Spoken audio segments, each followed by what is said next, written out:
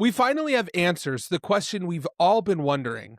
How many Super Bowls does it take as a head coach before you're a first ballot Hall of Famer? The answer might surprise you because apparently it's more than 6. Obviously, I'm referencing the fact that Bill Belichick didn't receive enough votes to become a first ballot Hall of Famer. We're going to be talking about that. We're going to be talking about the AFC Championship, the coaching cycle, all in this week's episode. Roll the intro. 2 inches short, maybe less. Story of my life.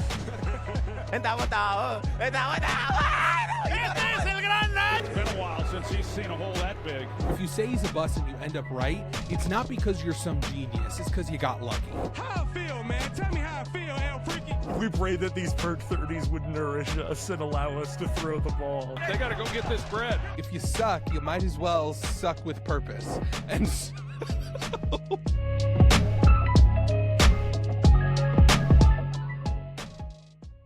Not only does 6 Super Bowls as a head coach not get you in, but apparently even 2 more as a defensive coordinator Right. aren't enough of a cherry on top. 8 Super Bowl rings as a head coach or coordinator Exactly. simply doesn't get you in. It's close. I mean, he'll get it on the next ballot, obviously. It's pure like lunacy. that, It's a farce is what it is. it's like that commercial with Kanye West and Kobe Bryant, where Kanye West is like, how many more Grammys do I have to win? But like Bill Belichick is Kanye and the NFL is Kobe Bryant, like more.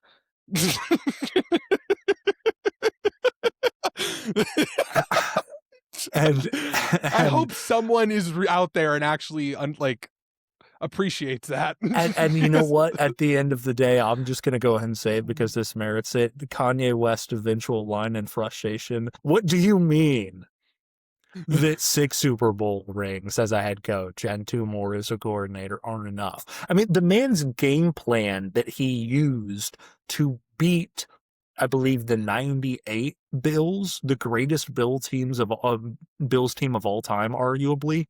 His game plan that he designed as a defensive coordinator is in the Hall of Fame. Yeah. Like the literal game plan that it's It's ridiculous. No, well, and obviously this is to a lesser extent, but in more recent history, I think about the Patriots-Rams Super Bowl, the 10-3 Super Bowl, where that was the Todd Gurley year. That was Sean McVay showing exactly how good and how brilliant of an offensive scheme he can run with Todd Gurley, with I'm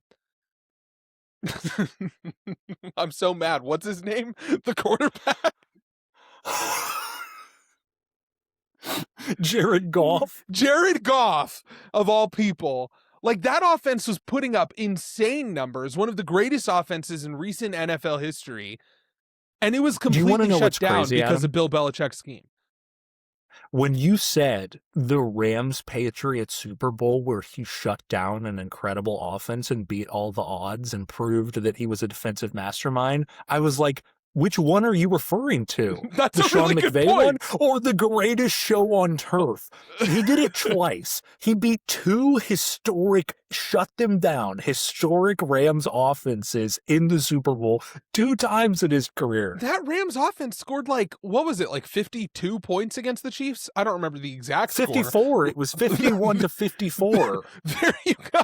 We're talking about historic stuff here. And I just don't understand how what has happened after that could justify I was actually talking to my dad about it, and I was like, is it the cheating? Is it No, those it is. scandals? So here's the thing. That's actually why, and we're coming to this relatively soon after the news broke. There's already a war going on in the media. The immediate reporting that was apparently verified by multiple still anonymous executives and potential voters said that Bill Polian was pushing for one of the voters, and someone who has a lot of pull amongst the voters wanted him to have to, quote unquote, wait a year because of Spygate and Deflategate. Obviously, there's Colts bias there. Apparently, Bill Polian is saying that is categorically false, and he personally voted for Bill Belichick. I have a hard time believing that. Yeah. But here's the thing. For a little just as a random anecdote, there's a Colts friend that I have, and another friend of mine was communicating with him, and he apparently was the first one to break the news to him. And he's a Patriots fan talking to a Colts fan, and he sent him a photo of Bill Polian. Then he said, "How do you feel? Like, how do you feel that you've caused this?" And the Colts fan initially reacted laughing because he misinterpreted the news and thought that it was simply Bill Polian keeping him from being a unanimous vote. That's Oh, how much it didn't even cross the mind of someone hearing the news that he thought all of this was about him not being unanimous, because it would be inconceivable that a head coach who won 6 Super Bowls is not a first ballot Hall of Famer. yeah. It's a complete injustice. It makes no sense. And yeah, I like really don't have a lot to say other than like, what the heck? Like, why? This does it just And here's the there's thing no too, logic to is it. that, I mean, potentially the only one other reason behind it is it's not entirely separate, but it goes together, which is that there's voters on the committee that hold grudges against Bill Belichick. And I'll say this, it's going to get people talking. We have a 2-week break between the Super Bowl. We have NFL Media Week. You think that the headline and brought up every single day between now and the Super Bowl is not going to be at some point during everyone's podcast and live network shows when they're all crammed into the Santa Clara media area is not going to be talking about this? Oh, of course. It's good publicity. Like, in that sense, it's good publicity. This is actually, as stupid and horrible as it is, good for the NFL. I don't know about that. I feel like No, for the NFL as an organization in terms of getting maybe. clicks. Yeah, oh, okay, yeah. I guess yes, that's true. No, I don't mean good for the NFL in terms of like the entire community as a whole, but purely as Right. a media organization. This is going to be the most this will be probably talked about just as much as the actual Super Bowl. Only I have people that don't slightly. even care about football who are going to be talking to me about this. Yeah, it's gonna be the attention given to this storyline is only gonna slightly outweigh the attention given to kind of the opposite situation where someone got attention that they didn't deserve. Shador Sanders in the Pro Bowl. No, I'm just kidding. I don't really care. I mean, hey, no, we should he's mention. got Good for him, I guess. a 7-10 touchdown to interception ratio, 7 touchdowns to 10 Let's go. interceptions on the season.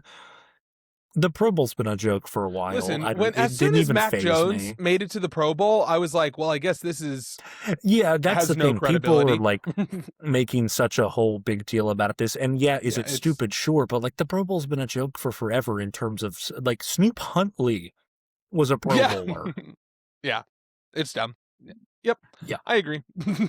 Anyway, but yeah, I'm sure everyone's going to hear a lot about everything with Bill Belichick. It's stupid. It doesn't make any sense. That's all I can say. I'm sure, as you said, there's going to be a media frenzy. There already is a media frenzy, and I'm sure we'll talk about it more as more reports come out. With that in mind, we can actually get to ball. The AFC and NFC Championship happened, and boy, was it a tale of two games. The first game was okay. It was a national or AFC Championship in the NFL history. The second game was incredible. So, where do you want to start? Do you want to just go in order of how they? Yeah, I Of what think they we need to happened? go and touch the AFC Championship game because it is almost. I almost want to disagree with you in terms of it's like a tale of 3 games in terms of Yeah, the true. first, like 3 quarters or like 2.5 quarters of the AFC Championship game were not that great. Once the snow started coming down in full effect, that did give it a little bit of entertainment boost. I'll say that. Like, I'm just True. biased towards snow games. I enjoyed that Me too. aspect of it. It's funny. Some of the offenses actually on certain drives looked better playing in the snow than they did initially. I mean, it's a defensive slugfest. We thought it would be. It was kind of one of those weird games where all of the scoring's done. Like the offenses look the best in the first quarter, and then peter out from And there. just immediately stopped. Yeah. Which is rare, which is funny because that's typically not how you would think that it would work, where it's like defenses across the game slowly tire out and the offenses gained an edge. And maybe, who knows, this game could have been on track for that heading into the fourth quarter if it wasn't for the snow, but the elements kind of eliminated all of that. The Patriots are heading back to the Super Bowl. What more is there to say? Yeah, I think for this game, kind of looking at the game flow, there's really 5 key plays, and that's really it. The first key play was the 52-yard deep ball to Marvin Mims. That was really the only explosive play that the Broncos offense had. And outside of that, they really only had one other productive drive. But kind of going back to our preview of this game, one of our biggest talking points was essentially if Jarrett Stidham can avoid mistakes and create 1 or 2 big plays, he can keep it close. 2 or 3 big plays and they can win. That's kind of exactly how this game, what happened with this game. So you have that big deep ball to Marvin Mims, followed by a touchdown to Courtland Sutton. But then the second big play was in the first quarter. Like I said, the Broncos had another productive drive. They were kind of incorporating the run game a little bit. Jarrett Stidham looked comfortable after that first touchdown. It seems like he was kind of finding a rhythm. They get to 4th and 1 in the red zone, and they go for it, and they miss it. And I think what we could say has already been said. It was a terrible decision. Like, it just didn't make a lot of sense in the moment. I think that the play call was worse than the decision, but the decision was still pretty bad. 100%. In terms of the game flow and the big plays, what I'll say is I was pretty proud of myself in terms of what I predicted, which is you're going to get one explosive play from the Broncos. It just so happened to be on their first drive of the game. What would have actually flipped this to make it conceivable for the Broncos to win is a big turnover being forced, and they didn't force a single one. And so that's why I knew if they got a big offensive play, they'd be in this game, which they were until the very end. If they got a big turnover at a critical spot, it would have gone potentially the other way. But as odd as that is, the Broncos defense did more than you could ask for in an AFC Championship game. And that leads directly into the third big play. So you have the missed 4th and 1, you have the 52-yard deep ball, and then the next big play that happened in this game was the Jarrett Stidham strip sack fumble that inevitably led to a Patriots touchdown. And this is, again, the key to the game. Basically what I think both of us kind of came to the conclusion of when talking about the preview from this game is that the Broncos have a real chance to keep this close and even win this game if Jarrett Stidham can replicate what Bo Nix did. And the 2 things that Bo Nix did was he created timely big plays, 1 or 2 a game, and he avoided mistakes and he avoided turnovers, and Jarrett Stidham didn't. And that's why, because a lot of people have been saying like, they would have won with Bo Nix, it wouldn't have been close. No, I don't think it would have been close. I do think they would have had a better chance of winning, though, because Bo Nix didn't really make a lot of these plays during the season.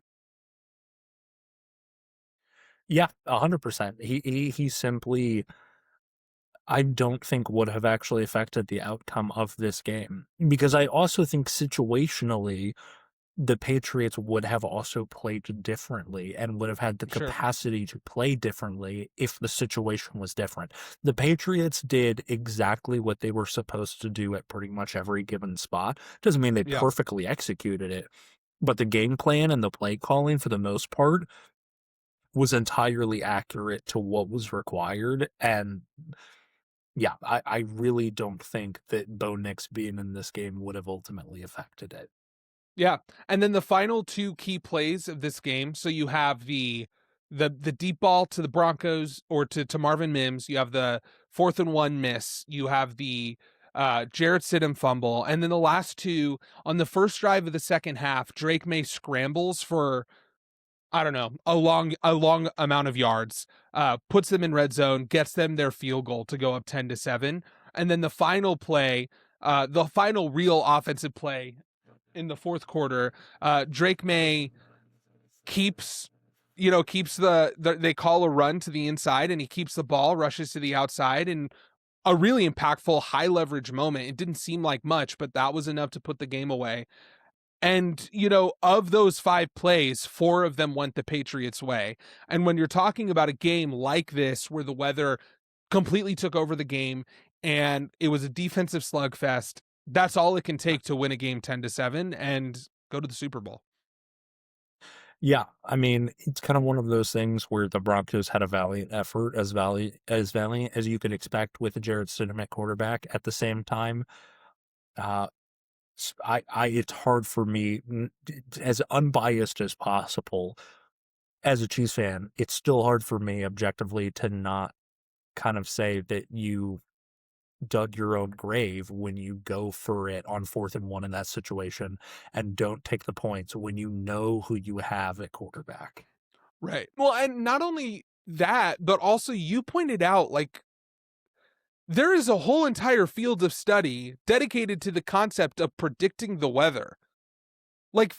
Like,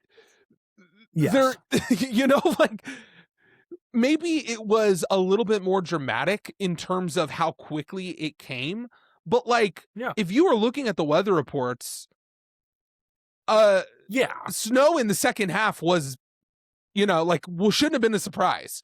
So no, not at all. You knew that I think that just adds to this concept of should you take the points? No, it's going to get worse. And, obviously with the 5 key plays, you could throw in there the final Jarrett Stidham interception. I don't really count that because basically I would say right at the start of the fourth quarter, I was watching this with my dad and I was like, I don't think anyone's going to score any more points. Hey everyone, not to interrupt, but Adam was probably saying something really stupid. And if you agree with me, please go ahead and like and subscribe. Thank you very much. They had, at the same time, I do think the one play that you could add to that, another one that went the Patriots' way, is the blocked field goal.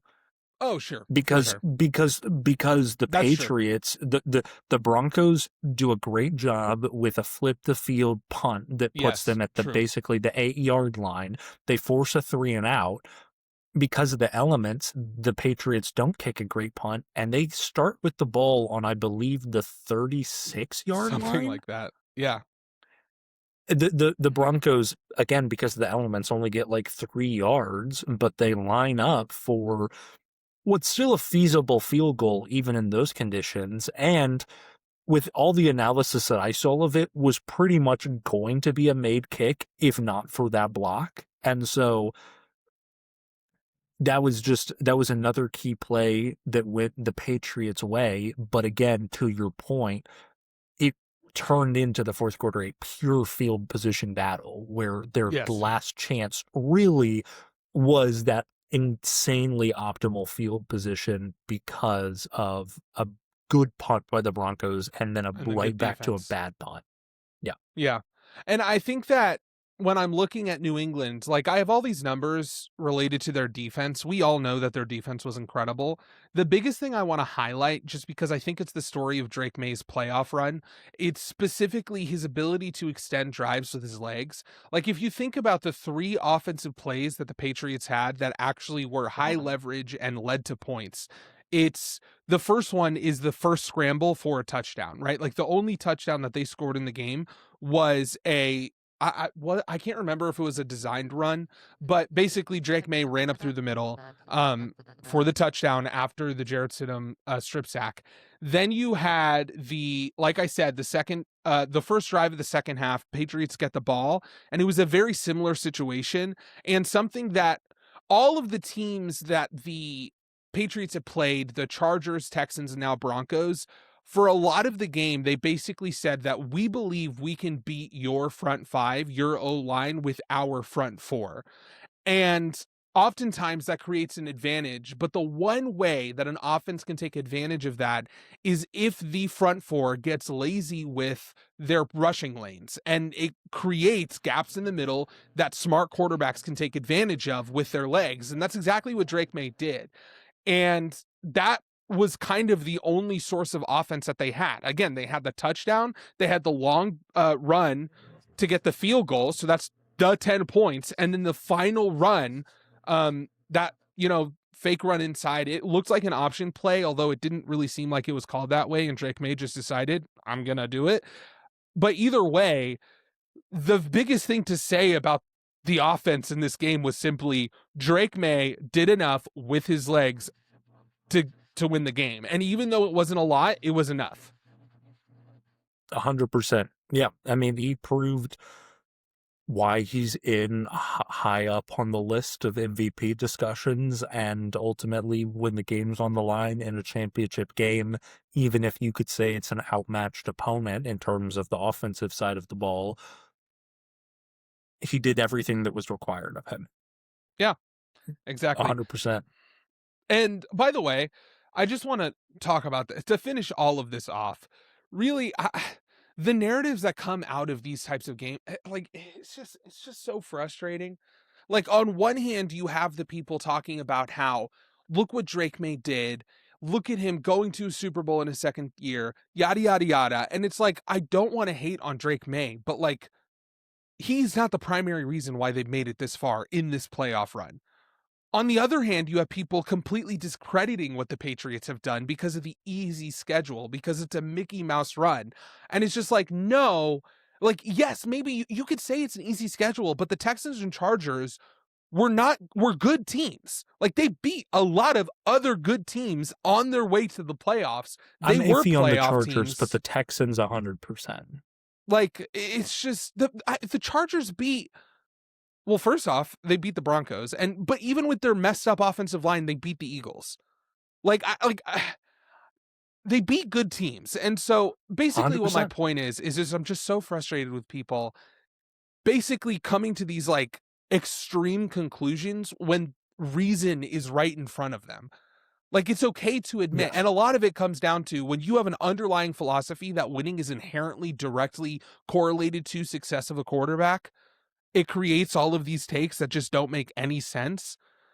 But whatever. When you're over-reliant on that factor and you're debating, yes.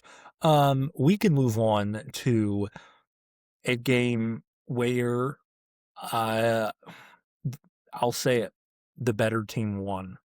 Yeah. That's ultimately, I think, the best way that you can put this, which is that the Rams did not play poorly.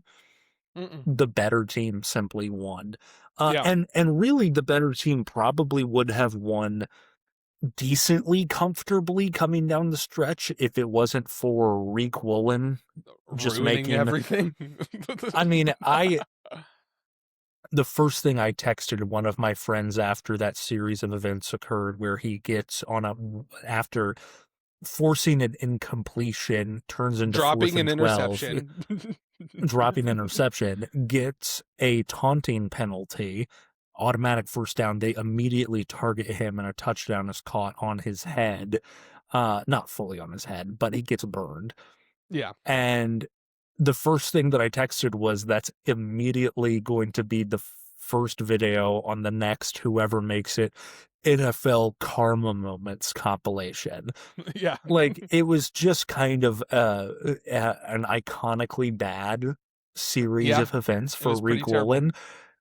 And yet the Seahawks were just good enough in this game and are good enough as a team where it didn't even matter.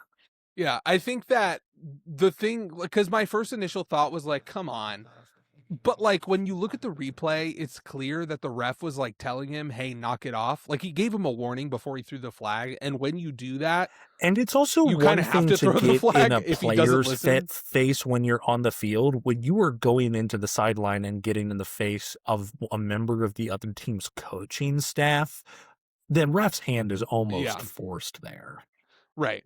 But yeah, one thing that was really cool about that, so the Rams, that deep dig, because the route that Puka Nacua played on that, I saw a video by, I think it was Film Watchers 1 on Instagram, but basically he was explaining how in the 49ers game, Puka Nacua there was a deep dig that was set up that worked really, really well. And so in response to that, the Seahawks started playing the deep dig incredibly aggressively, specifically to Puka Nacua with Reek Woolen, one-on-one coverage. And you actually saw early in the game where Reek Woolen was playing that incredibly tight and kind of favoring the inside to prevent that. It didn't matter. It was a good enough throw. Puka Nacua got open and he caught it. So in that play, when they dialed it up, Puka Nacua did a double move. Like he faked the inside dig and then went up. And, you know, Reek Woolen obviously bit because that's what he's been doing. He'd been doing all game. I just thought that was kind of like an individual moment where it was like, that was really cool because that you kind of see the chess match that Mike McDaniels and Sean McVay have that started in a game where they weren't even playing against each other. But talking about a little bit about how this game went, I think the story, like there wasn't, obviously there was a lot of really good plays, but I think the biggest thing to highlight with the entire first half basically was, especially the first quarter, was the inability of the two red zone trips that the Rams had where they only got a field goal. Because by the end of the second half, because of that, the Seahawks were up 17-13. And you're thinking to yourself, this is where, and especially because right at the end of the half, there was like 4 drives basically in like 2 minutes where it was like punt, and then Seattle got the ball right back with 54 seconds left, scored a touchdown, and you're like, okay, Seattle can double up, make this an 11-point lead, and then it's going to be really, really tough on the Rams. Then the first drive happens, and they're getting ready to punt, and you're thinking to yourself, holy crap, this is where the Rams can take over.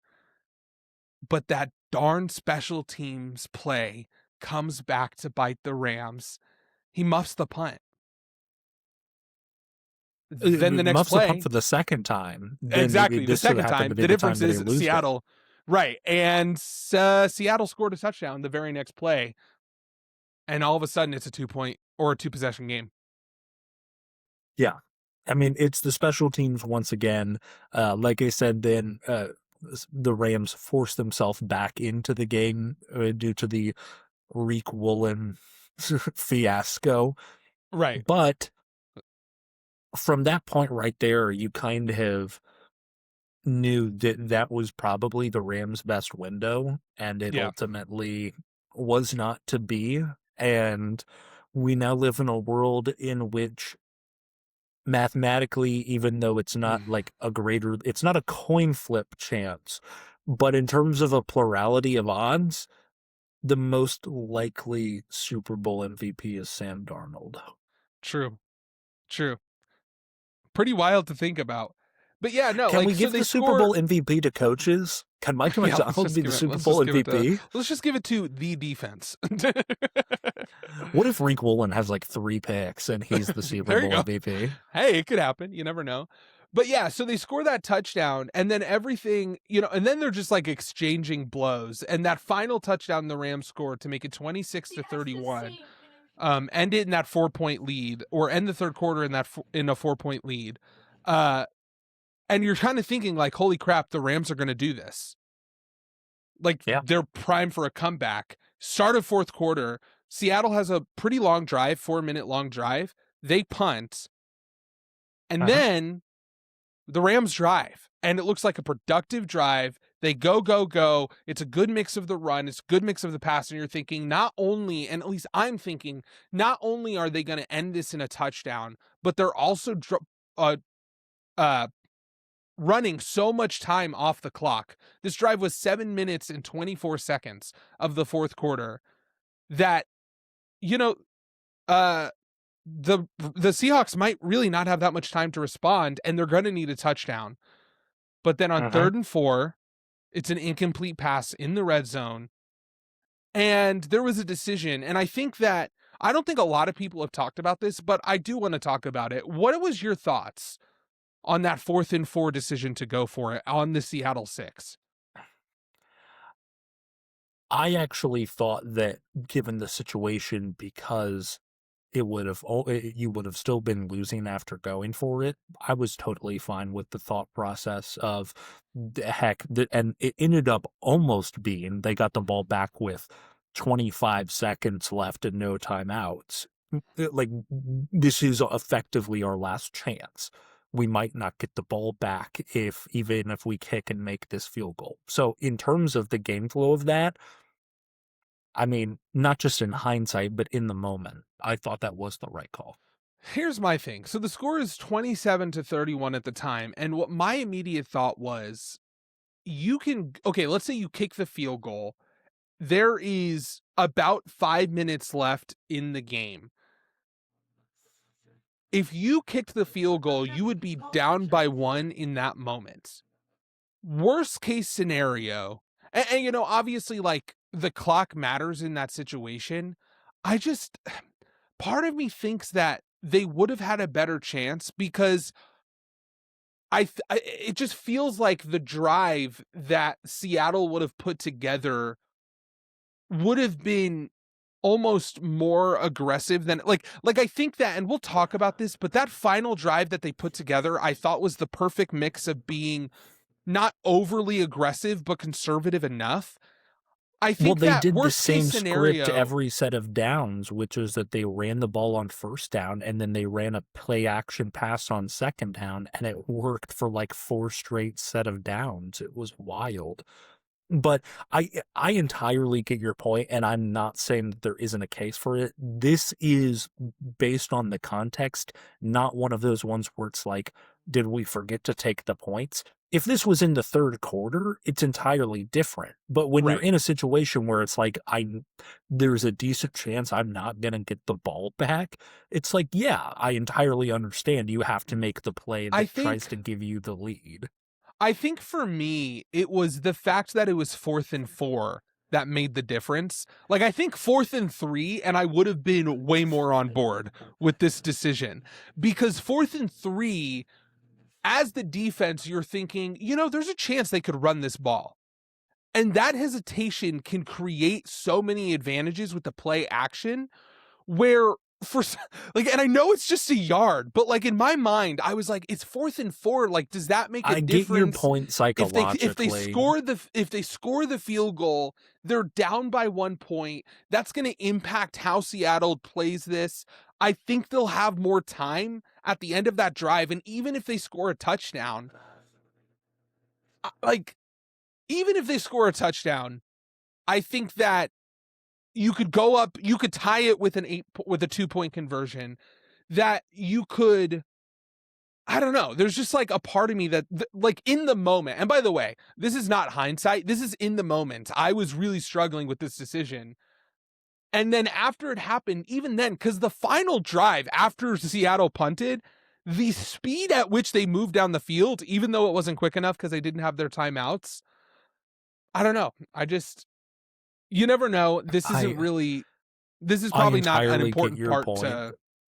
No. It's an interesting discussion. I do think at the end of the day, push comes to shove. If I was a play caller in that moment, I would disagree with you and go for it there. So I guess in some sense, I'm proving that I haven't overcorrected to being insanely conservative when it comes to that. And in all honesty, I really felt like that was a position where even like a decade ago, before this massive wave of progressive going for it, I do still think you would have a case. Like there would be coaches like in the 90s that would have potentially gone for that there, given the context of the game. Yes. But that doesn't invalidate your point. No. I guess I'm not trying to argue and say that it was the right or wrong decision. I'm just wondering, like, I don't know. I think that was a legitimate. Just as a like, there was hypothetical, really how good does the point. game play out? Yeah, exactly. Like, because I do think that teams have kind of overcorrected when it comes to going forward on fourth down. Oh, This was 100%, not yeah. one of those examples, and I think that this is like an actual example where we should be discussing it.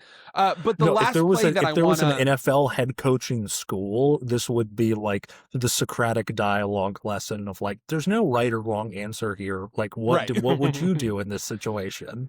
right. But the last play I want to highlight. So it was 2nd and 7, right? And to your point, like it was a run on first down, play action on second down, and there was 2 minutes and 17 seconds left in the game, and I believe I want to say that the Rams still had one more timeout.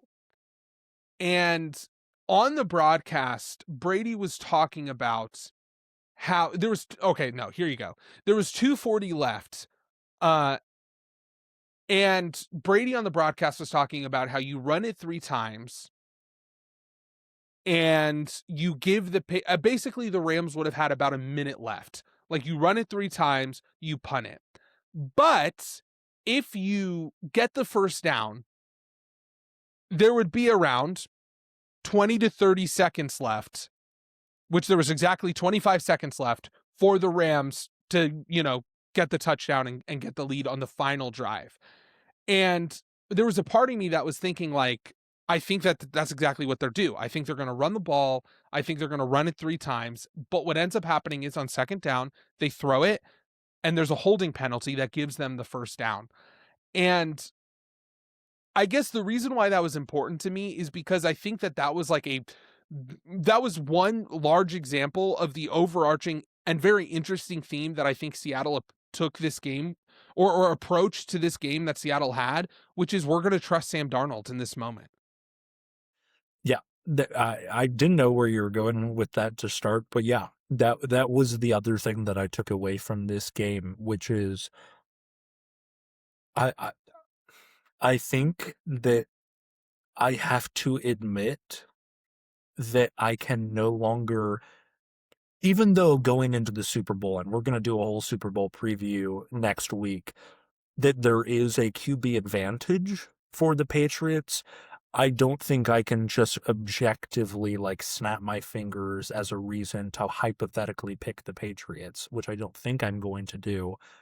But nevertheless, and just say, oh, well, Sam Darnold, like he can melt down at any moment. He can't handle the big spot. And a Super Bowl's a whole different beast.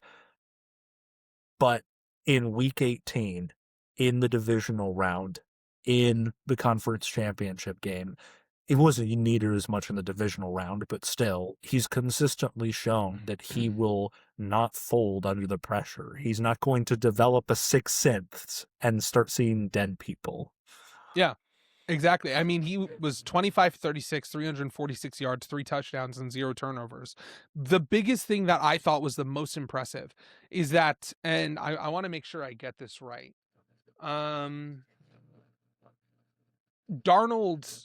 in this game was 5 for 11 with 102 yards and 3 touchdowns under pressure. And I just want to make sure. So all of his touchdowns in this game came under pressure. In the previous 2 games versus the Rams, he had 0 touchdowns to 3 interceptions. Yeah. That is massive progression. That's the difference. He answered the questions. And, one of the things that I was speculating and we talked about a little bit after the second Rams game was the fact that not only did Sam Darnold have less of those turnovers in that game compared to the previous times he played the Rams, even going back to when he was on the Vikings, but also the interceptions felt different. It didn't feel like a panic. It felt like a calculated risk that just didn't pan out. And then the other thing too was his ability to bounce back in that game. And one of the things that we kind of discussed, and I think I kind of brought up, was this idea that, like, was that enough?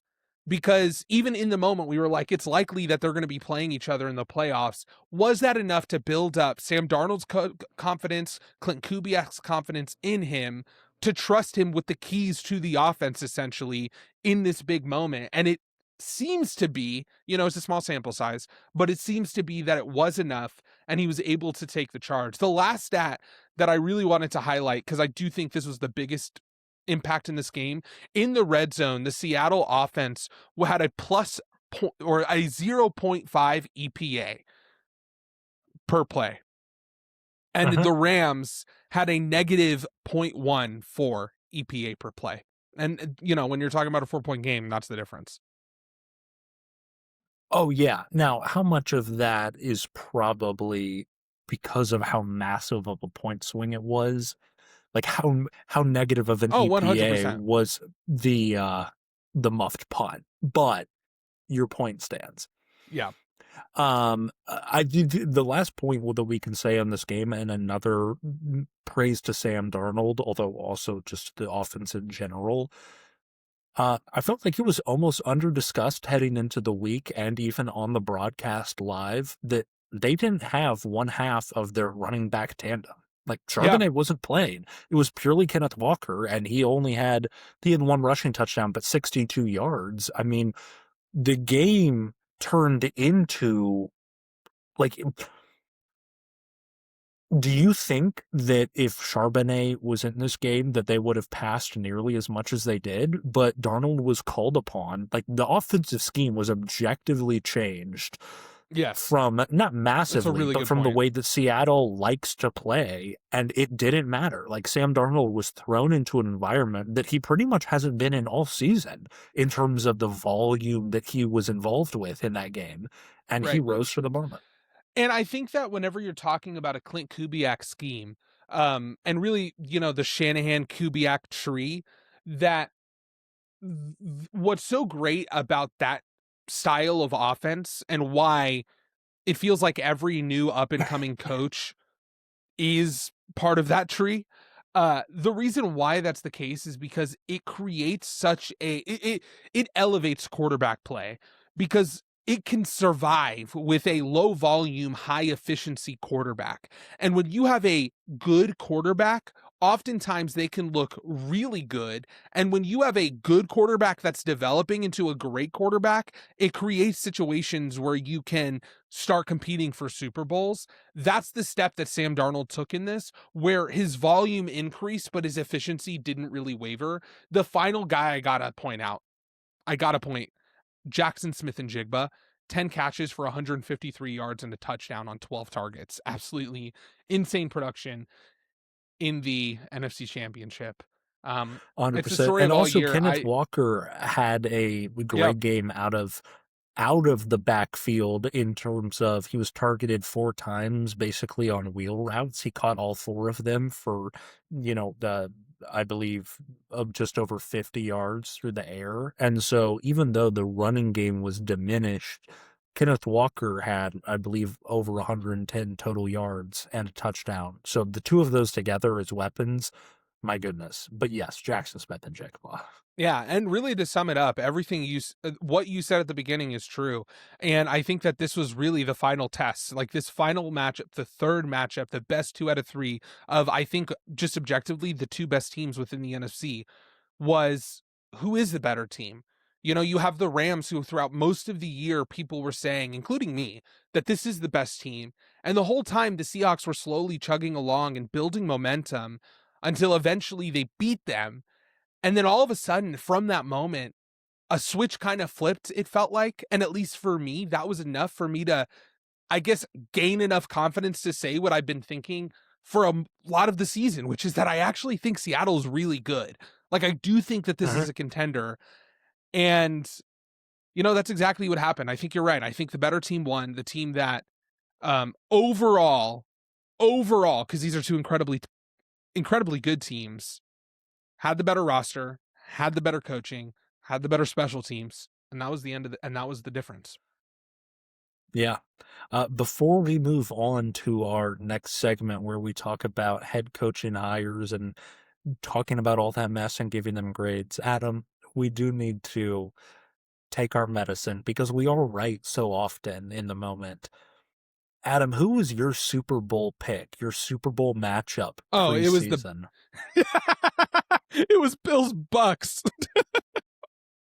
Well, at least both of your teams, or one of your 2 teams, made the playoffs. Mine was Ravens Lions. Yikes. Hey, but your riser is in the Super Bowl. My riser is in the Super Bowl, and my my team that basically became my real default NFC team, which was the Rams, made it all the way to the conference championship Well, game. what's funny, So my favorite part about it, and I'm not going to let you forget this, is the fact that in 1 week you said that the Lions were your biggest faller, right? We did the biggest risers and fallers. I picked the Commanders as my biggest faller. The Bears is my biggest riser. You picked my bases. You immediately were like, the Lions are going to fall. The Lions are going to fall. The Lions are going to fall. And then the next week you were like, I take it back, guys. You were hedging your bets. It's like going to the horse race and betting $5 on everybody and then saying, look, I won. Here's the thing, well, to make it even worse for myself, my alternate pick wouldn't have been any better because it was the Bucs. It was going to be the Bucs. Yeah. So, I mean, I had love for the Rams. I just had it was purely a question about Matthew Stafford's health, which is another factor as to why I've been so high on him for MVP, is because the fact that he was able to construct this season on as like it's almost been forgotten and not been a part of the agenda, which I get why you should say that it isn't, but like that man barely has a functional back, and he literally played he had every no single idea. game this season. What's funny is that everything that we were, and maybe I took it a little bit too far in my take because I was nervous he was going to retire, to be honest with you, if you remember during that time. But like based on how he's kind of talked about it after the fact, it kind of seems like maybe that even was a thought in his mind. Like he had no idea if he was going to be able to play. I don't think that take in hindsight is laughable, even if he ends up probably winning the MVP this season. Right. Yeah. So, it's kind of insane to think about. But no, this 100%. This season was crazy.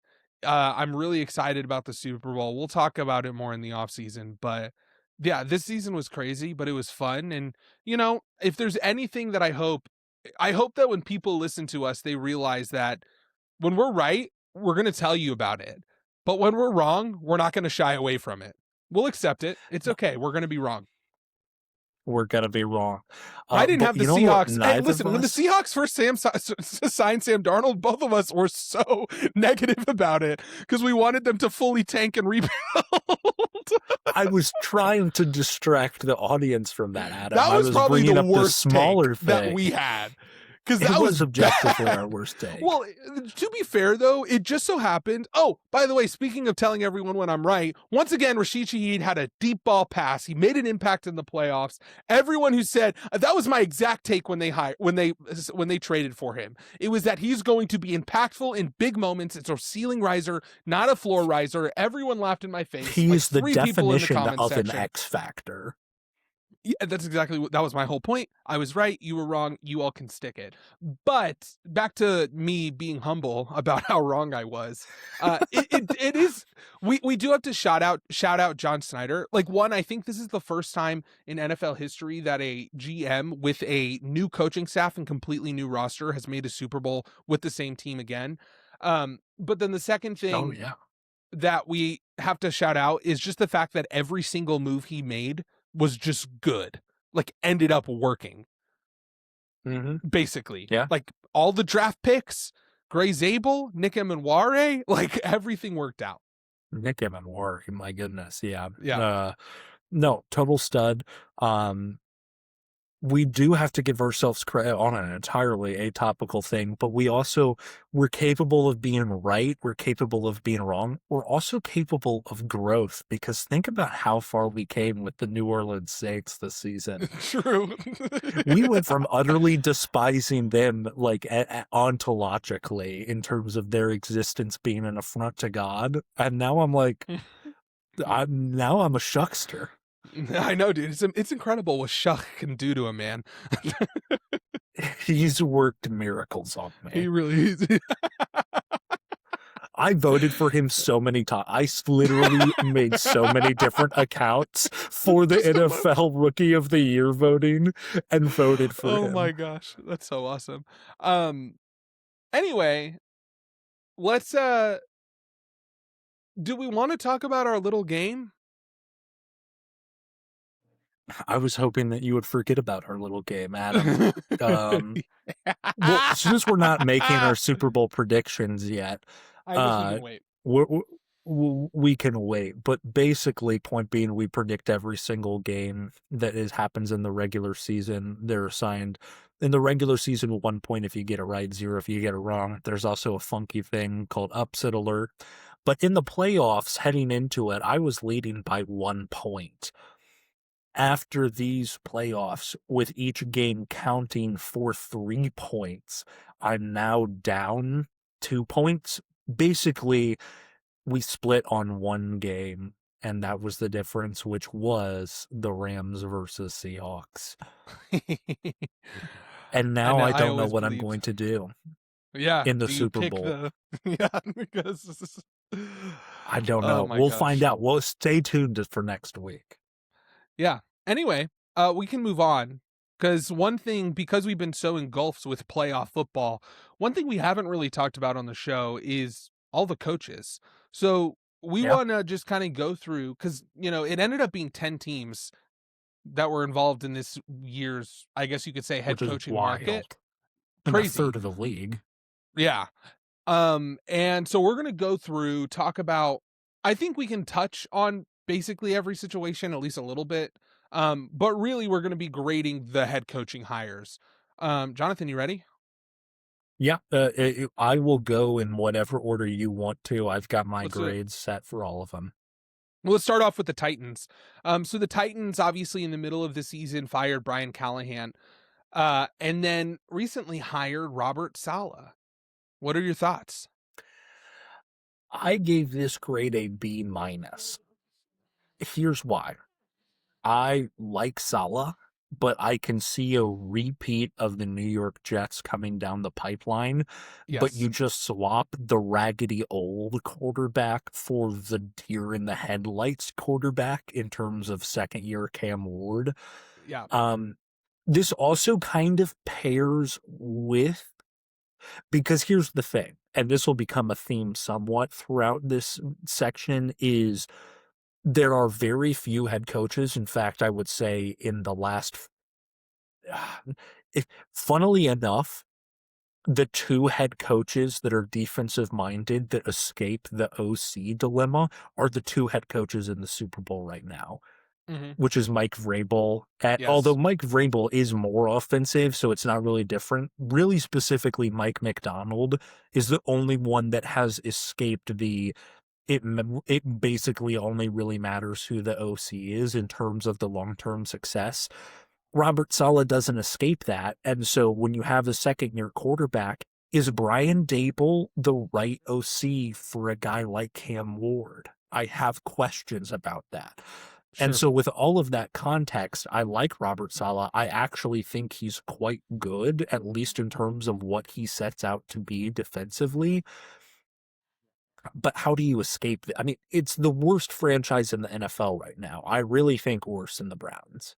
Yeah, I disagree. But I think that... Well, you have reasons. Yeah. Overall, I gave this move a B. And here's the reason why. So first off, the firing of Coach Callahan, I think, made a lot of sense. I think that the process wasn't as good just simply because of the fact that they... like mid-season for your rookie first overall pick just feels risky to me, I guess you could say. But I think that overall it was clearly the right move simply because he was hired by their old GM. So their old GM brought in Callahan in January of 2024, and then they hired their new GM in January of 2025. And I think basically the idea is let's give Callahan a shot.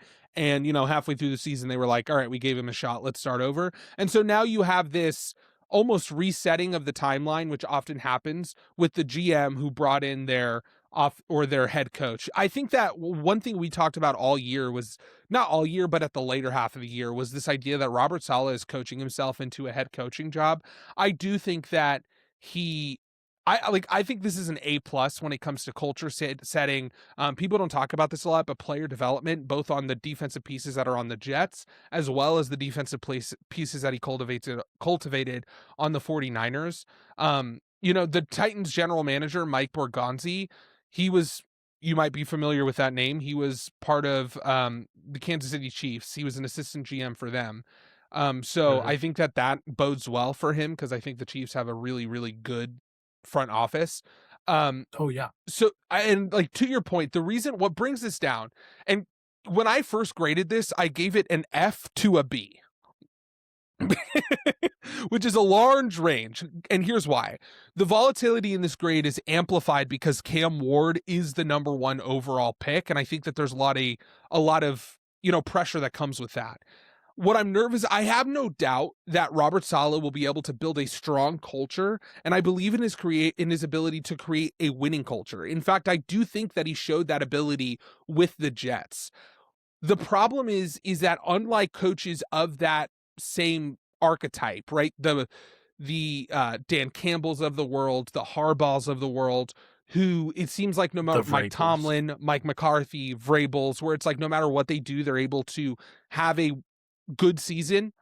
The problem is that because of that time in the Jets, it all of a sudden makes me think, well, maybe he doesn't have that floor. And so that means much that of this is on, and Aaron Rodgers has somewhat salvaged the Jets debacle.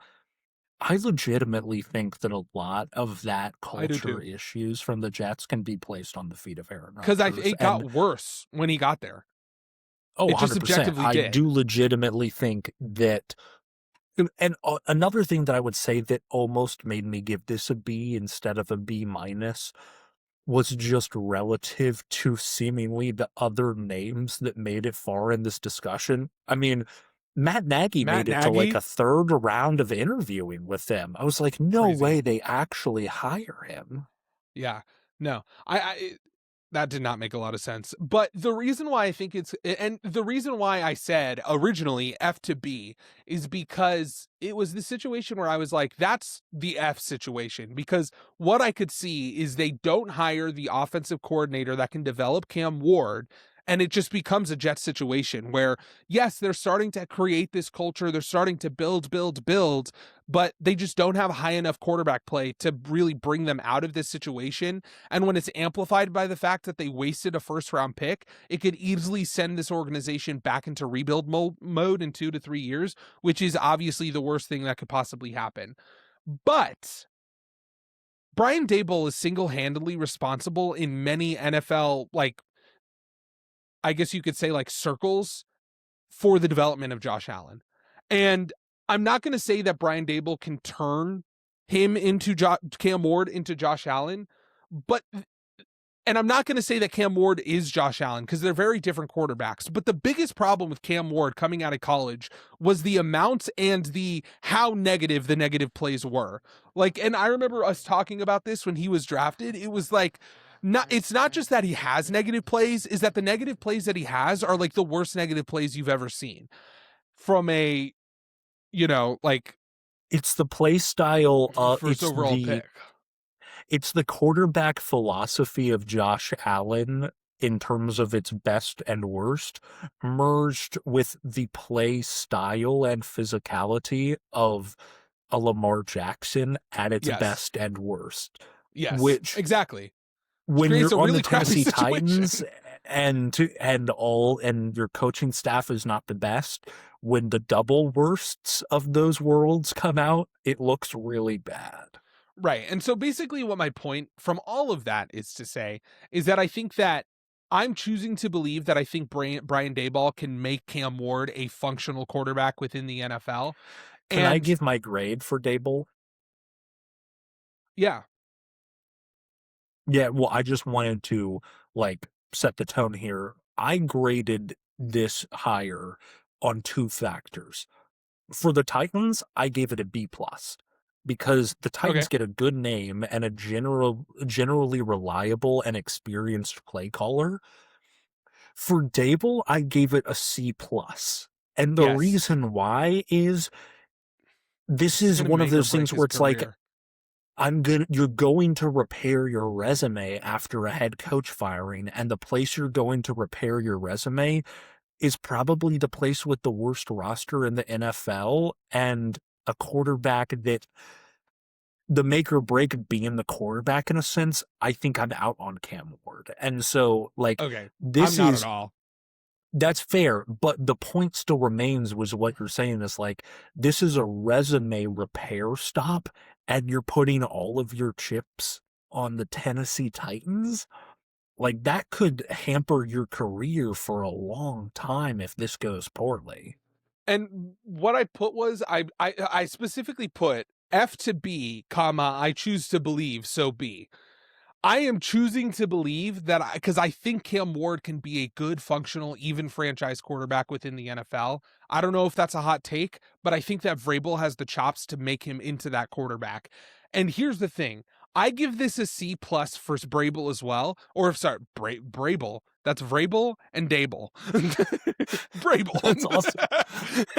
For Brian Dable as well, because this is a make or break situation for his career. Because if he comes out of this and in 3 years, Cam Ward looks like a functional franchise quarterback in the NFL, he is going to be the hottest name in the head coaching cycle. If this doesn't work out, he's going to have to try again. Like, the other thing that I'll say, because there is a decently high ceiling here, potentially very high risk, but there is a high reward as well for all parties involved. Dable also has objectively a very abrasive personality, and so it's going to require buy-in from Cam Ward. And I think he has a great character. I'm saying nothing, but I'm saying, like, it's a two-way street, yes, especially when you're dealing with Dable, and like Cam Ward's going to have to mentally toughen himself to deal with Dable's coaching style objectively. Yeah. Like, we just know that. Yeah, I think so. Overall, I think that the Titans did a really good job setting themselves up for the future, but ultimately what I truly believe is this is going to fall on how they rebuild that offensive line. Okay. All right.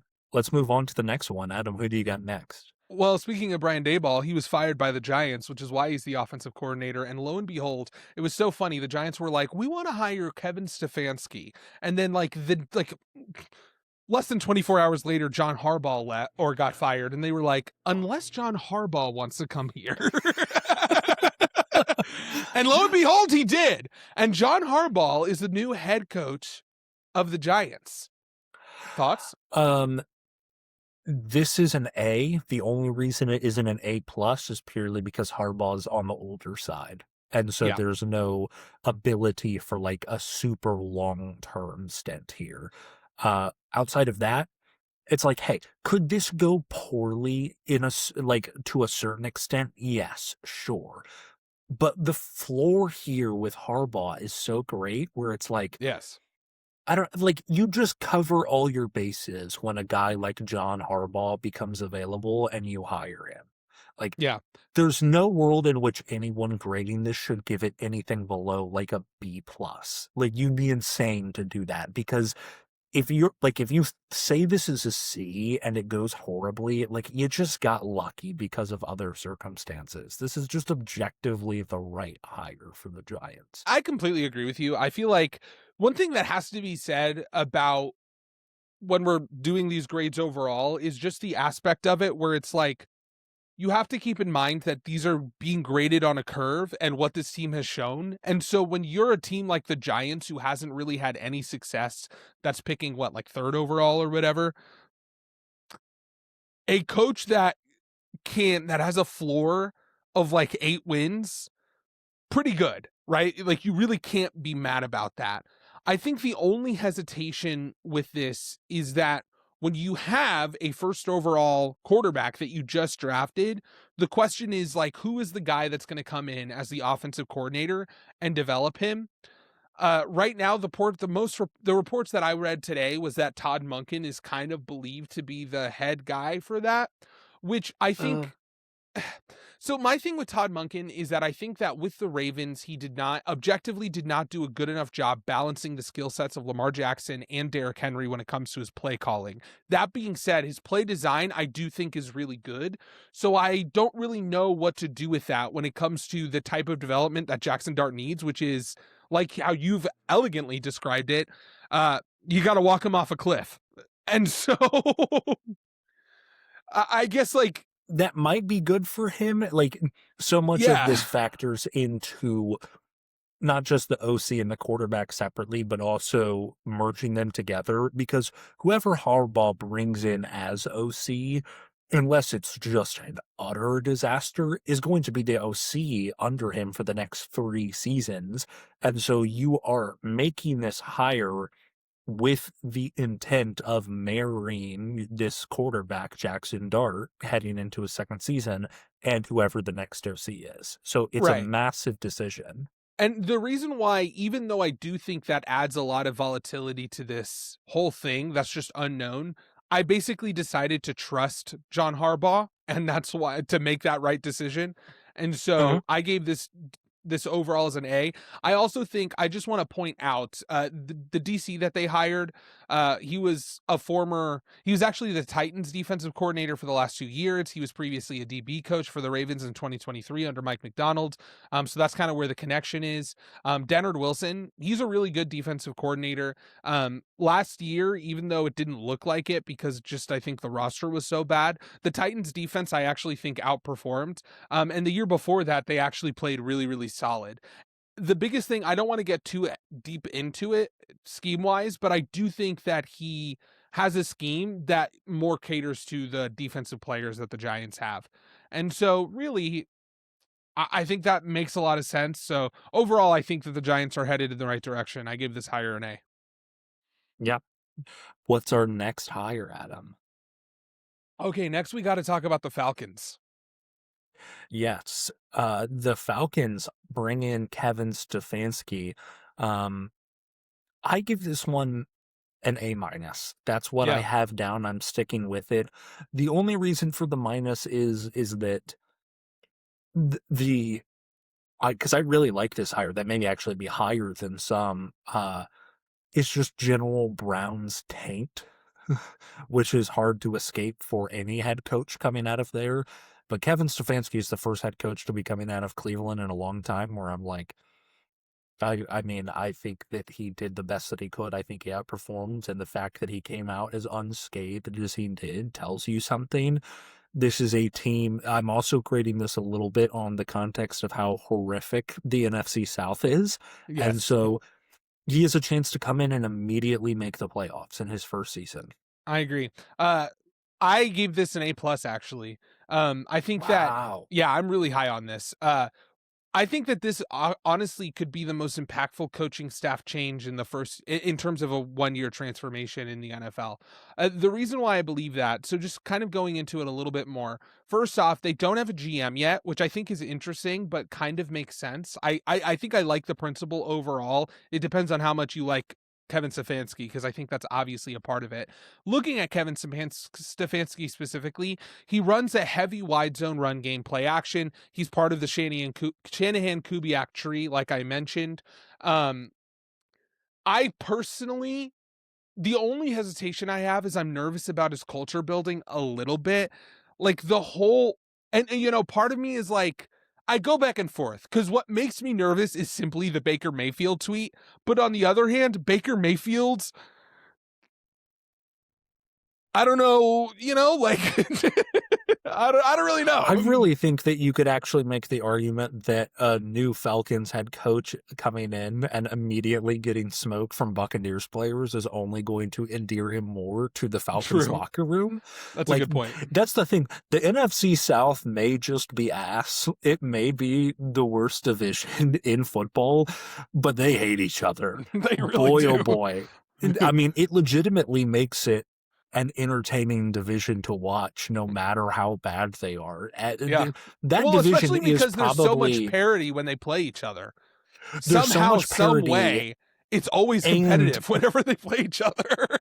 I don't know if it's because it is the South, and it just, like, when you have Atlanta, New Orleans, Tampa, and even Carolina, like, it is the closest thing, I think, in the NFL to rivalries that feel like college rivalries. Yeah. Like, they despise each other in a way that is almost closer to college than football. And so I actually think that Stefanski or than the NFL, Stefanski can actually get credibility from that.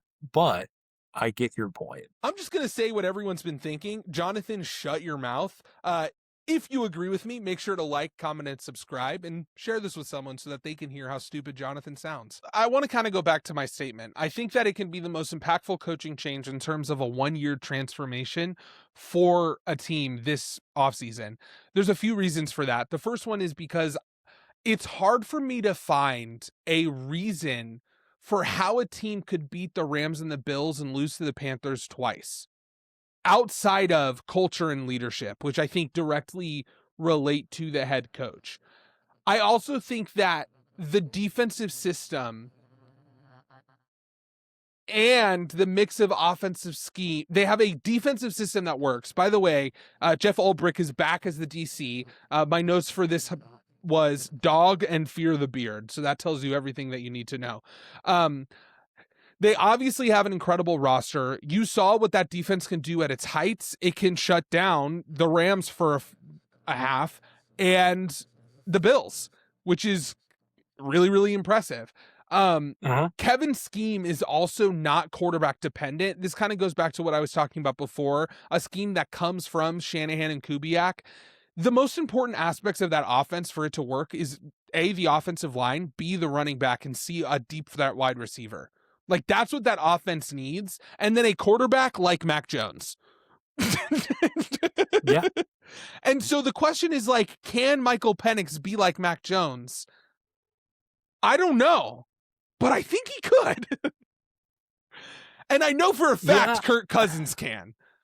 And so, yeah, basically, I think that, and it is one of those things where it's like, but not only that, Bijan Robinson moves me, man.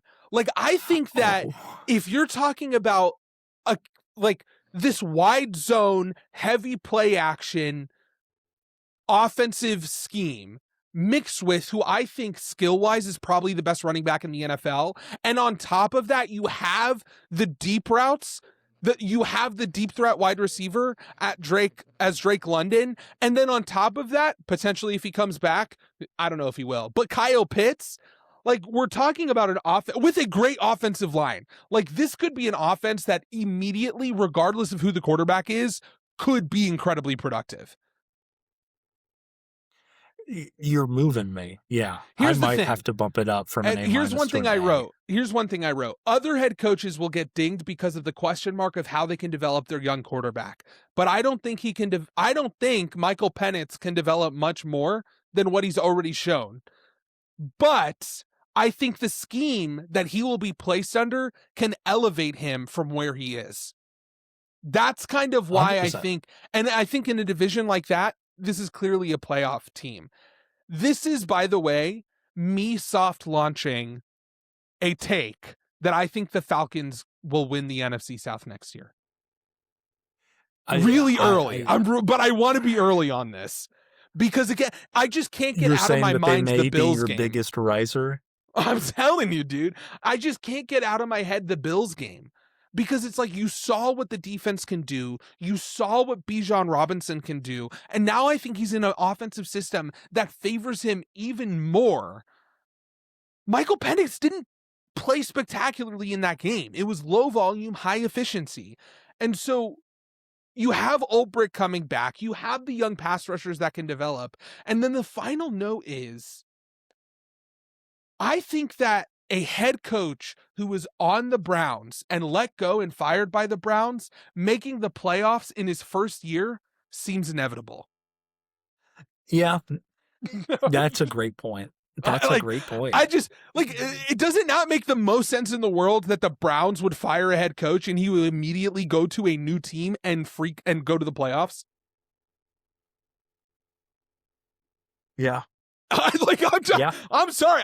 I'm reading the tea leaves. I'm reading in between the lines. Like, I'm impressed. That was like a mid-level thing. That was, you're kind of stealing my flow. That sounded like something that I would talk about. Word for word. Basically, my whole point is just that I think that his offensive scheme plays directly into how this roster is built. I think that obviously this roster has incredible pieces and they underperformed last year and lost in ways that I can't explain outside of coaching. And so if he can come in, if he can build culture, if he can if he can play, if he can create these schematic advantages, if he can get Bijan Robinson in space behind a good offensive line, if he can work the play action, if Penix can play bare minimum Mac Jones football, this is clearly a playoff team, and maybe even more.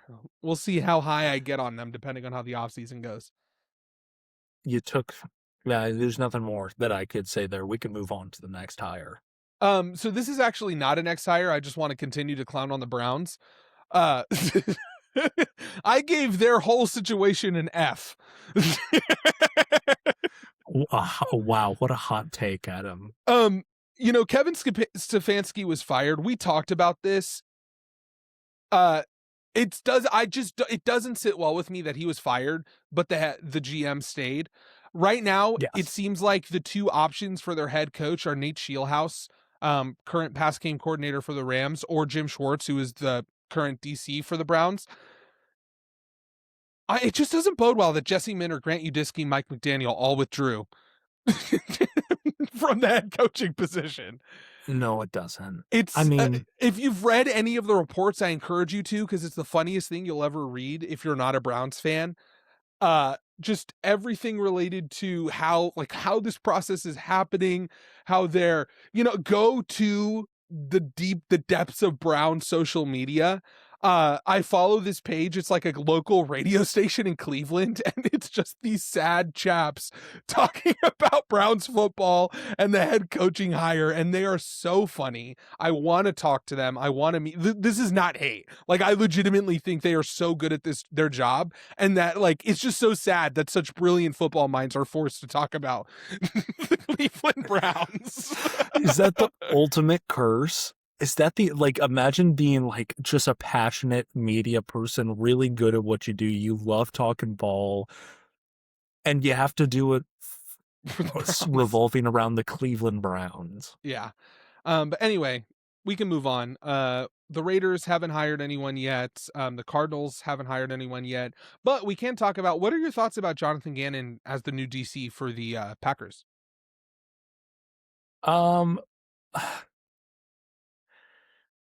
It's a very Packers-esque move. It's one of those, it's like the perfect move that the Packers can make where I'm like, wow, this doesn't move the needle at all for me because everything else around it is still up in the air.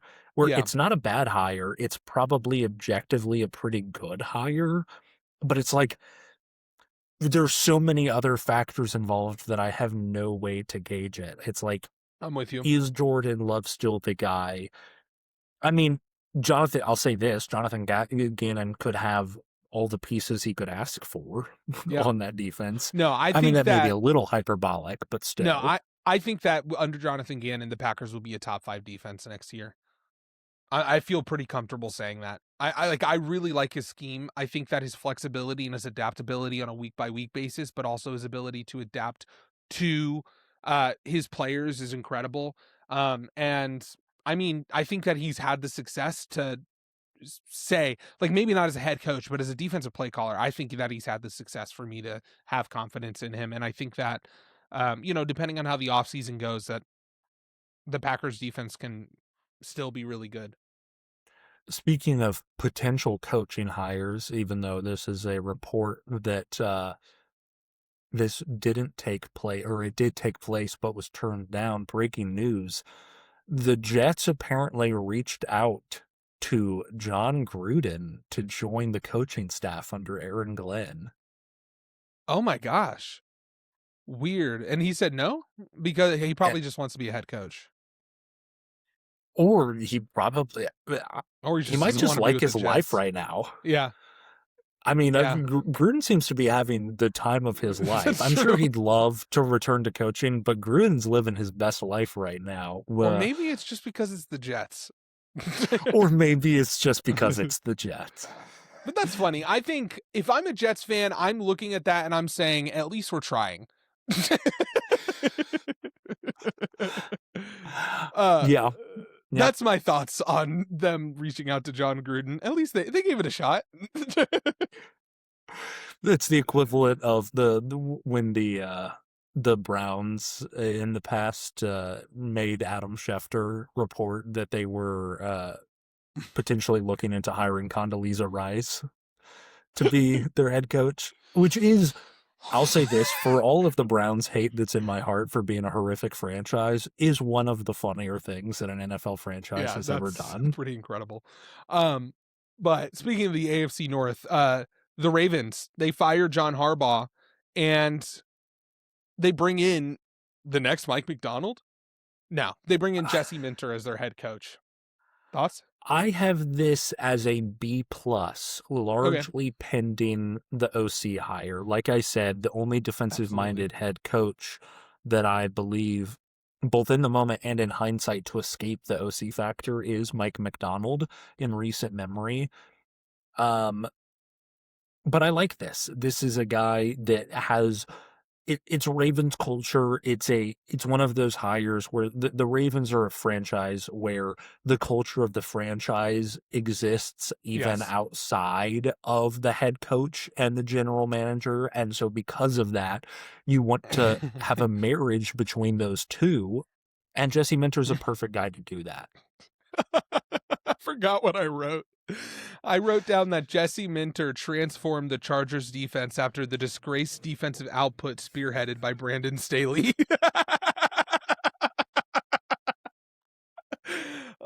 That's my thoughts. I think that he took the scraps and pieces of if you added in some all caps to that analysis almost sounds like a Trump tweet. The disgraced Brandon Staley. Yeah. On Truth Social or whatever it's called. I'm retruthing that. But so obviously, I don't even need to get into it. Jesse Minter is an incredible defensive mind, and I think that he is so worthy of a head coaching position. The thing is, I also gave it a B for the exact same reason you did. I do want to push back, because you keep saying you think Mike McDonald kind of has escaped the OC defensive coach dilemma. I kind of agree with you. I agree with you in principle, because I do think that Mike McDonald, as well as just being an incredible defensive mind, also has the leadership chops to create a floor that OCs can kind of come in and out, and the Seahawks are still going to be really good. The thing is, though, I think that the true only defensive-minded head coach that has escaped that actually is Mike Vrabel, because any offensive coordinator who does well is going to get poached for a head coaching position. The only way that wouldn't happen is if that offensive coordinator failed miserably, not once, but twice, like Josh McDaniels did. And so that's why it's I actually think Josh McDaniels is the only really good high-end offensive coordinator in the NFL right now that will never be poached, simply because there's no way that a team will give him the third chance.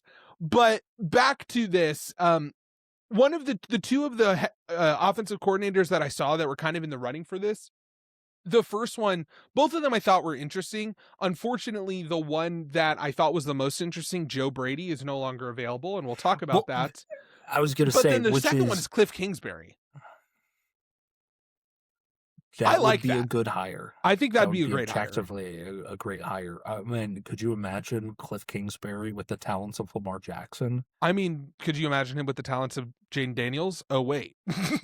You know could you imagine him with the talents of Kyler Murray? I guess Patrick Mahomes was probably a better example for the purposes of it was college, but you know.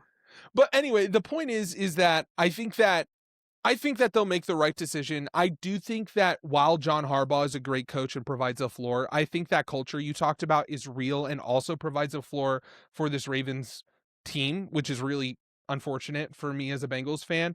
Overall, I gave this a B because I do think that the offensive coordinator hire is so impactful. If it ends up being Cliff Kingsbury, I would switch it to an A. Okay, yeah.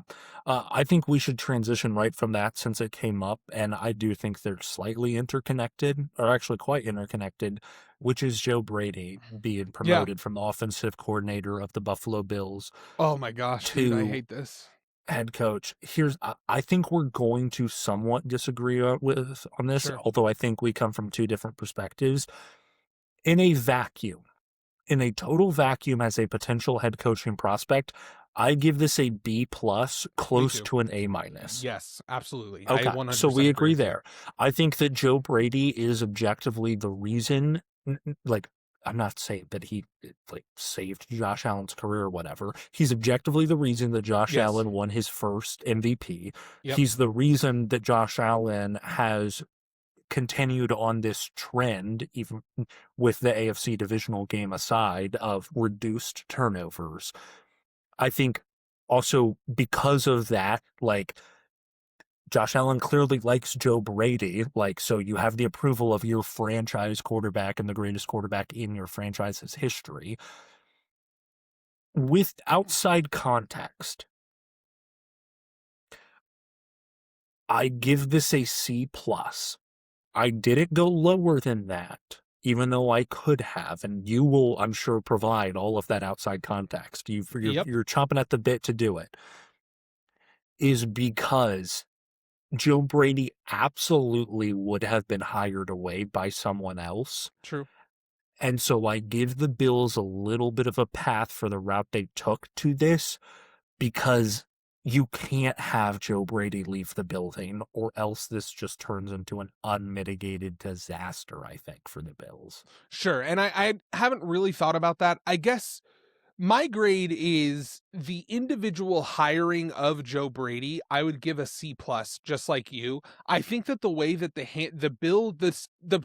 process that the Bills have taken from the start of since that divisional game where they lost to the Broncos, I give an F. I think that in the moment when we talked about this, I think that again, in a vacuum, the firing of Sean McDermott makes sense. It's the same logic that you would use to fire John Harbaugh. Well, to be clear, none of our initial reaction to it was before any of this later drama had taken place. Yes, exactly. I think it's the same logic that you apply to Mike Tomlin. It's the same logic that you can apply to John Harbaugh. It's the idea that you've given him a lot. Thank you for your service, but unfortunately, we have to move on. The problem is that I don't both of think those guys, he hasn't won a Super Bowl. Exactly.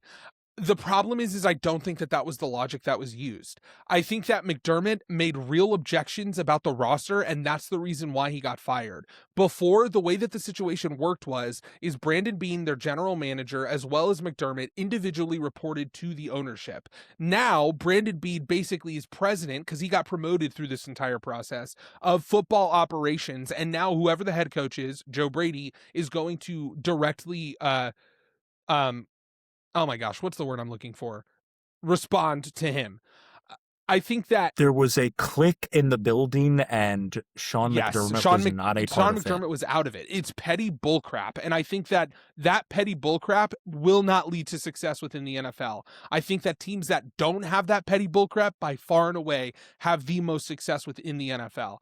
I think that it was a bad look when Brandon Beane threw Coleman under the bus when video resurfaced of him during the draft process in confidence, hyping Keon Coleman up, saying that, oh, I'm glad his 40 time was slower because that means he'll be available for us to pick him. Every time he talks, he refuses to take accountability. He blames others. Beane sounds like a power-hungry dictator that doesn't care about his players. Like, everything that he's done since this process has looked bad, and I don't think that it's going to lead to success. Like, I'm really nervous about the Bills because part of my, I really like stats and statistics, but a large aspect of how I view football and the NFL is looking at it from a culture perspective. And I think that starts from management and works its way down. And I think that when you're looking at this type of, I think that McDermott provided the culture, Josh Allen provided the ceiling, and Beane was the thorn in their side throughout this entire process. And to throw McDermott, who is beloved by all of the players that was under him, to basically throw him under the bus during this whole process doesn't make any sense. But apart from this, and this is why I think that the Ravens were the single team who I think, after firing the good, successful head coach, actually made the right decision. Because if you're going from this, good coach that can consistently get you to the playoffs, if you're choosing to move on from him, what are you looking for? You're looking for a coach that can provide a ceiling for you. But the problem with this hire is that you're not actually resetting anything from the Bills' perspective. Like, it's just too internalized, and I think there's a real issue for that. You have to have two separate things, and they seem like and this applies to the Steelers, the Bills, and the Ravens, and the Ravens were the only one which did it right. Yes. You have to do two things, and writing the line is hard, which is you have to maintain a consistent internal vision throughout the process to maintain cohesion in the transition. But you also have to hire someone who is an outside unique vision that you are bringing in that can reclaim this. What you have with the Bills is an example of, oh, get this other guy out of here. Oh, we don't know what to do. We'll just promote and make an internal hire because if we don't do this, we're going to lose the guy. There's no outside vision. It's all just panicking in the moment moves. The Steelers, do we want to transition? Because I can go on my Steelers rant. There's a few things that I want to talk about still. Please, go ahead. So the first one is, one second, keep talking. I just want to look something up. Yeah, I mean, I'll go ahead and give some more of what I think on the Joe Brady hire, which is I like Joe Brady potentially as a head coaching option, but I think unfortunately for him, he might be sabotaged from the start, and he better be a damn good locker room leader because there's going to be a lot that he's going to have to hold together after this entire debacle. And there's a long off season to go. Yeah, I just think it's just the issue for me is just the idea, and I said it in the moment, I don't like the concept of them not firing Brandon Beane. Like, this is a package deal, and to isolate one aspect of it that directly communicates with the players, that just doesn't make a lot of sense to me. Like, Brandon Beane and McDermott were hired in 2017 as a tandem deal. That year, the Bills immediately made the playoffs for the first time in, multiple decades. And that was without Josh Allen. Coaches set cultures within locker rooms. The thing that was holding this team together, again, was the defensive culture that they provided and the ceiling that Josh Allen provided for that offense, and also James Cook. Basically, the point that I'm making of all of this is really just that when I'm looking at how this defense performed and how this team performed, when you look at that roster, they basically, since Josh Allen has gotten there, have outperformed the roster. Like, I think that is just objectively true, especially when it comes to the defense. Because even when you had rosters that were built good, they were always struggling with injuries. This year, you talked about it. Last year, they had the two worst safeties within the NFL, and yet somehow they still made the AFC Championship and came up just short. Like, the concept that McDermott inherently is the problem here doesn't make any sense. If you're the Bills and you're saying, okay, well, I guess in that case, we need to increase our floor, then you have to actually address all of the issues. That's not at all what they did. Instead, they used petty bullcrap to throw one guy under the bus. And so I think that this entire process was stupid. And I think that Josh Allen is good enough that it might not show, like, you might not see the exact effects of it. But unless Joe Brady is just this incredible culture leadership guy, I don't think that this bodes well. And I don't think this actually increases their ceiling at all. No, 100%. I'm with you for most all of that. Transitioning to the other team that was in a similar-ish situation, although a much longer entrenched head coach, the Steelers, after parting ways mutually with Mike Tomlin, hire Mike McCarthy. Yeah. Let me pull it up, what I've written here. Out of the frying pan and into the fire. This is a D+. So you fire an old coach who had seemingly run out of any vision outside of not missing the playoffs, to hire an old head coach whose one positive trait is that he never really bottoms out. Like, you hired the guy and brought in a guy with the exact same general vision.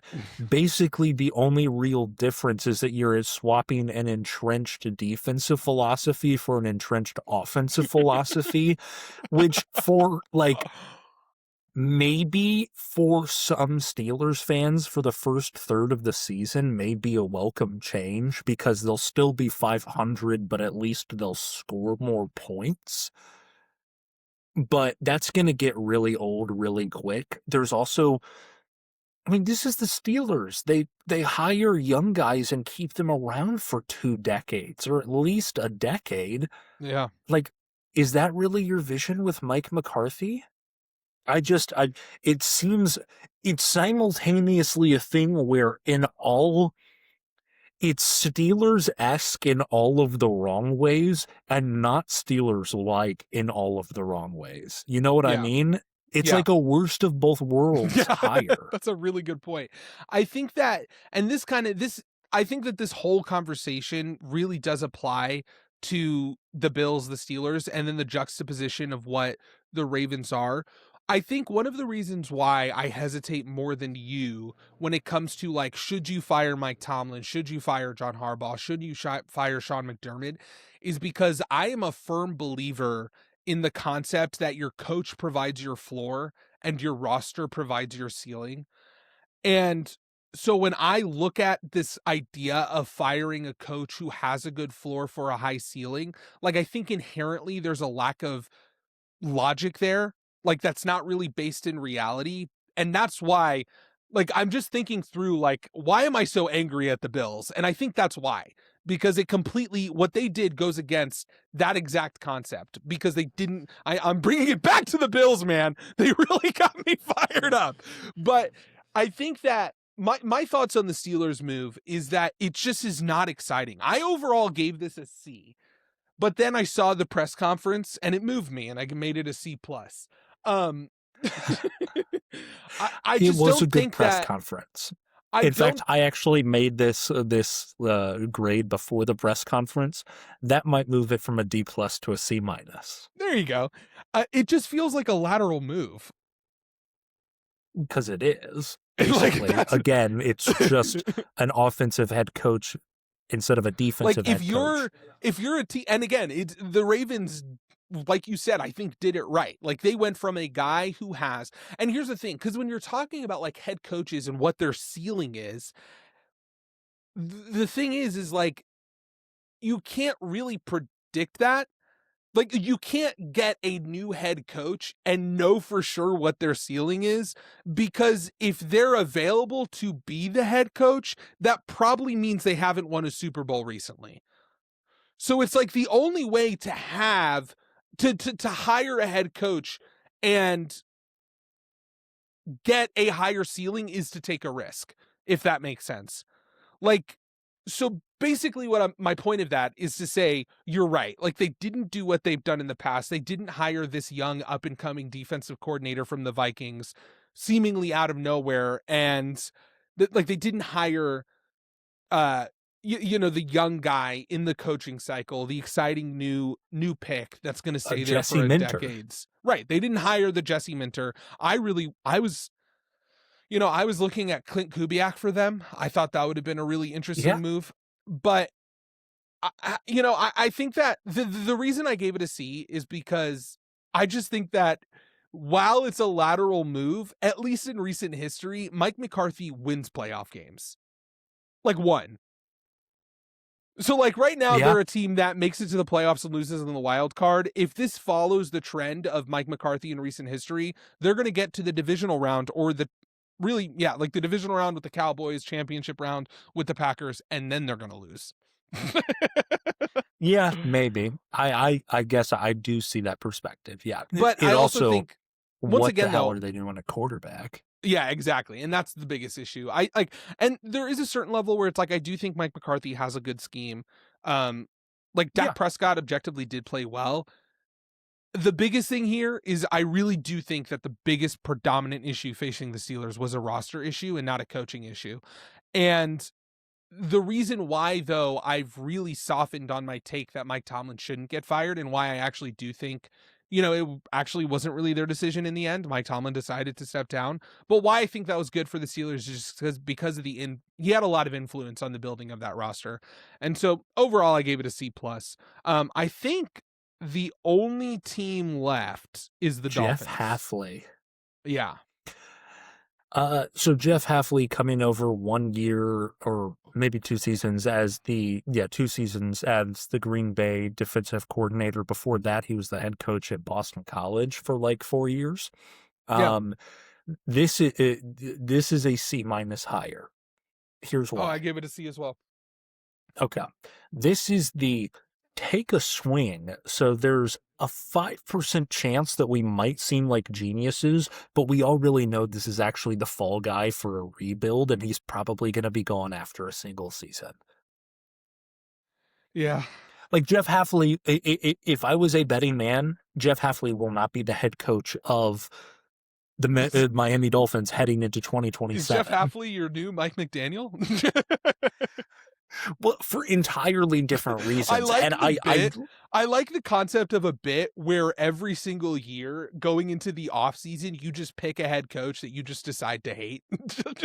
like you're done. No, I'm legitimately, I don't know who it is yet, but that is a bit I will be doing. Really I will funny. find my man.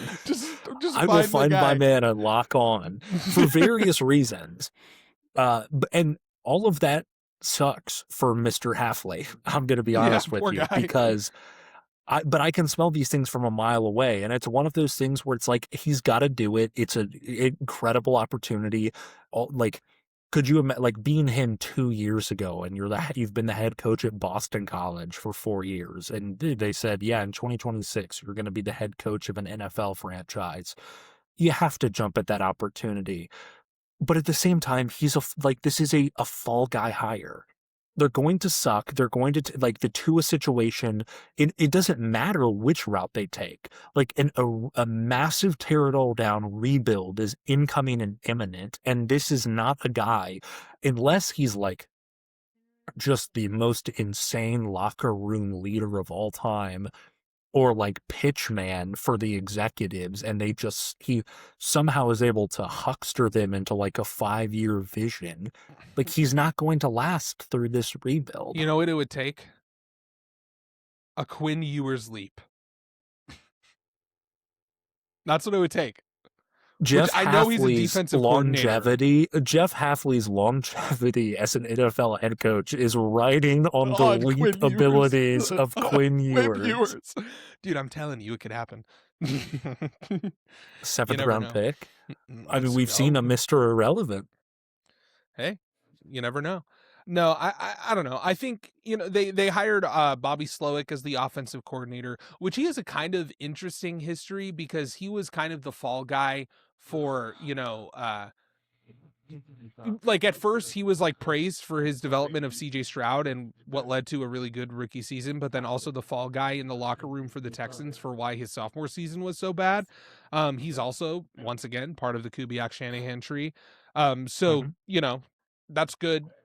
A generally good concept whenever you are a team without a quarterback. We'll see. I think that the other thing too is, maybe they get Malik Willis. Maybe that bodes well for them.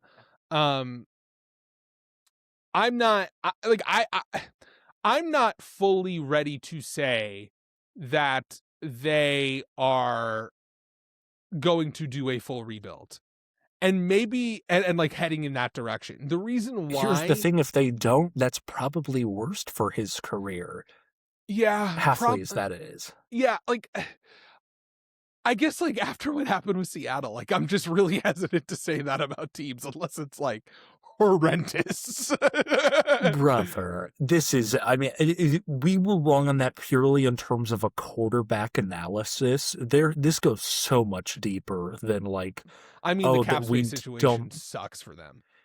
It's a nightmare, and it's a nightmare regardless of whether they keep or cut their quarterback. And when those are the two ends of the conversation, and both of them are terrible, Yeah, you're and probably right. staying in the middle is terrible, it's like there's no way out of this hell.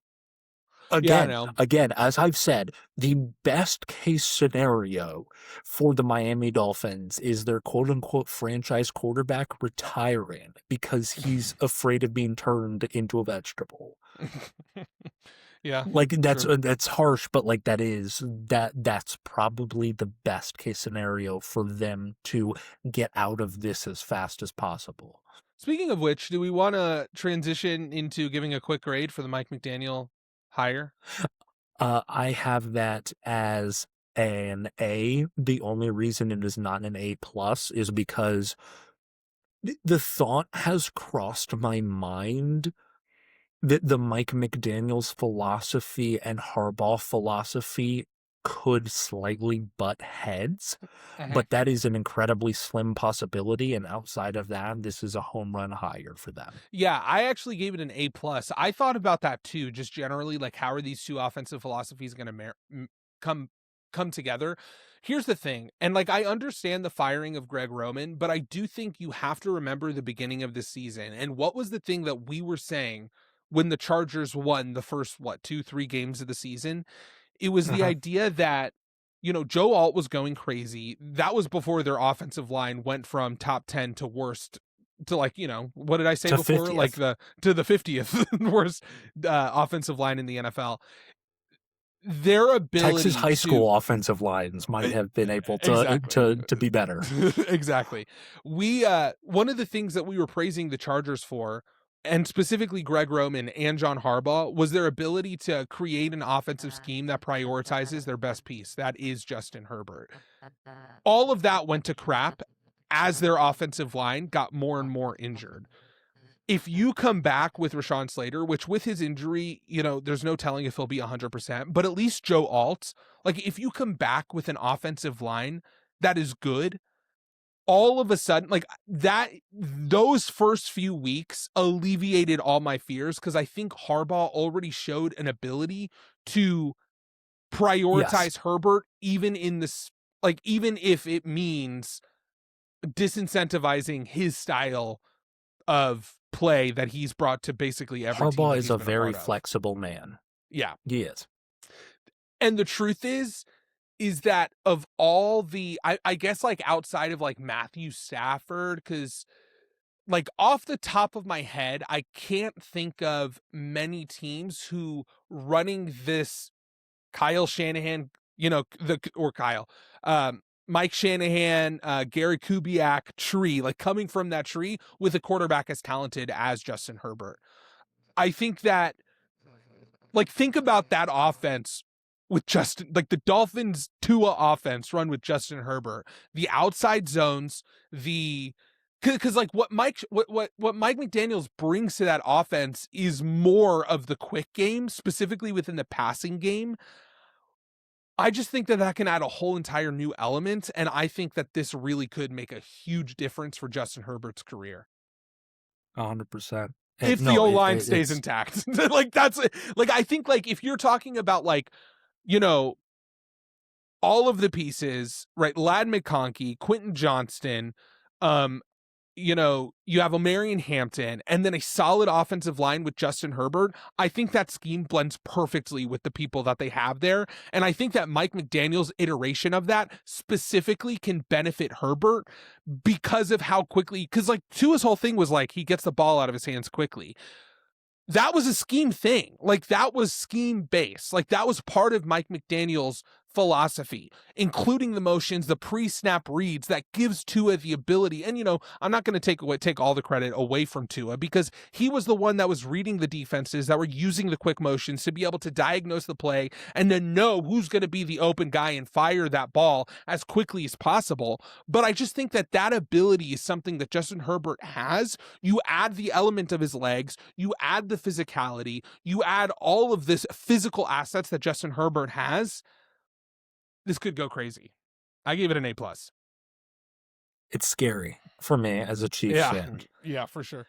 I'm starting to have doubts about our 17-0 season incoming. Well, I think we covered all of our bases with the coaching hires. Adam, you know what? No. You know what you need to go watch right now in protest, viewer? We recommend player highlights. I want you to go watch Bill Belichick defensive scheme moments. You can find the compilations online. Just appreciate that man and then ponder for a moment and sit on that and process, wow, that's not a first ballot Hall of Famer. And then you need to take up arms against the Pro Football Hall of Fame voters that voted against him. I'm calling for a revolution against those men. Oh my gosh. But before you do that, make sure to like, comment, subscribe. Tell us what you think. Tell us what we got wrong. Tell us what we got right. We appreciate all the engagement, and we'll see you later, guys.